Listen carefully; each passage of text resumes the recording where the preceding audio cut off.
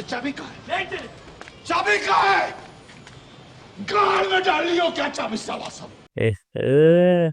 तुम भी ऐसे ही चाबी ढूंढते फिरोगे। अगर नहीं पता होगा कि रिएक्ट में अगर की गलत दे दी जाए तो स्टेट और कंपोनेंट दोनों गड़बड़ा से हमको पता है कि की एलिमेंट की आइडेंटिटी होती है, बट फिर भी जब भी हम लिस्ट या कुछ यूज़ करते हैं मैप के साथ तो वहाँ पे इंडेक्स पास कर देते हैं। ठीक है, ये देखो मेरे पास एक लोकल पर प्रोग्राम है, ये मेरे लोकल पर रन हो रहा है। काउंटर है सिंपल, इस पर इंक्रीज या डिक्रीज करो, उसके बेस पे वैल्यू चेंज होगी। अब देखो ये जो कंपोनेंट है सेलेक्टेबल है, -1 सेलेक्ट किया, इंक्रीज किया, ये तो 1 पे आ गया।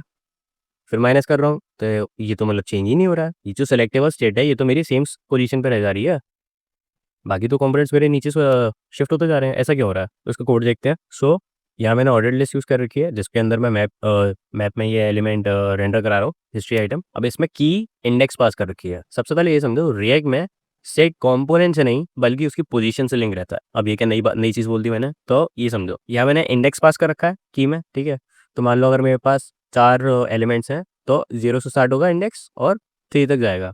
ओके, यूआई पे आ जाते हैं। ये 0th इंडेक्स है, इसकी पोजीशन तो यही रहेगी। मैं जो भी स्टेट्स की अपडेट कर रहा हूँ, इंक्रीज या डिक्रीज कर रहा हूँ, इसमें एलिमेंट ऐड होते आ रहे हैं, पर वो तो शिफ्ट होते जाए ना। जो अभी 0 पे एलिमेंट पड़ा था वो 1 पे चला गया, जो 1 पे था वो 2 पे चला गया, बट जो 0th इंडेक्स की पोजीशन है वो तो यहीं रही। तो इस कंपोनेंट की जो स्टेट थी वो बेस्ड ऑन उसकी पोजीशन अभी भी वही है, वो चेंज नहीं हो रही है। तो इसको सॉल्व करने के लिए वापस से कोड पे आते हैं जहाँ हमने की में इंडेक्स पास कर रखा था। अब की का कॉन्सेप्ट जैसे कि हमें पता है कि एलिमेंट्स को आइडेंटिफाई करता है। जहाँ पे हमने की वैल्यू इंडेक्स सेट कर रखी है वहाँ पे इसको इंडेक्स सेट ना करके क्या करते हैं, ये जो काउंट मेरा ऑब्जेक्ट आ रहा है इसमें 2 फील्ड्स है, एक वैल्यू और एक आईडी। अब आईडी क्या है? आईडी हम रैंडम जनरेट कर रहे हैं तो हर बार हमें यूनिक ही मिलेगी।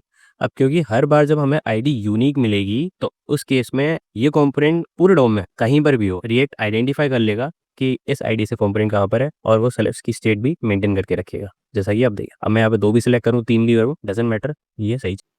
आई होप लाडलो समझ में आया हो। इतनी छोटी सी वीडियो में इतना ही समझा सकता हूँ मैं।